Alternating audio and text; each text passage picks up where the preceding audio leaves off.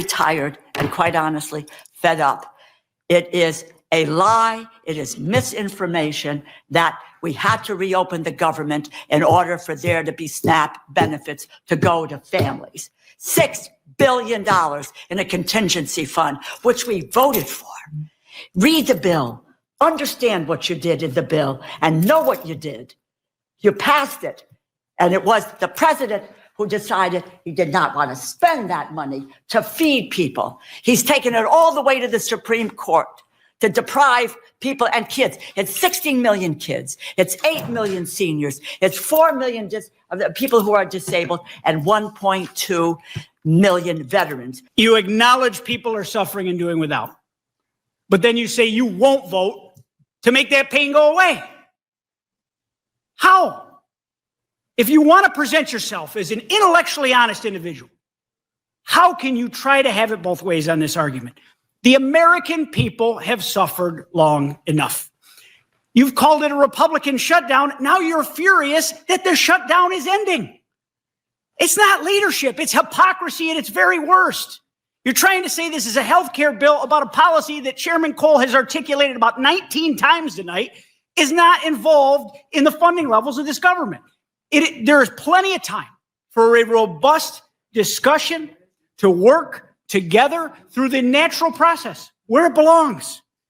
Our VA employees have gone without pay. Our border agents, our Coast Guard, they've missed paychecks while still serving this country. Families depending on SNAP and WIC have been left wondering when they get food on the table. Air traffic controllers, by God's grace, we had no air disasters during this. A system that is already overstretched, that we are trying to modernize and fix and recruit more of. They've worked without a paycheck, and the American people have fortunately been kept safe. These are the real world costs of the political games. Real people, not anyone in public office, paid the price. Now, after weeks of pain and posturing, the Senate has finally discovered a breakthrough. But let's be honest, this is the same bipartisan agreement they could have passed 40 days ago, 30 days ago, 20 days ago. This deal could have been on the table any time they were ready to come to that table. But the only thing that changed was political timing. The only thing that changed. And that timing should not be lost on anyone.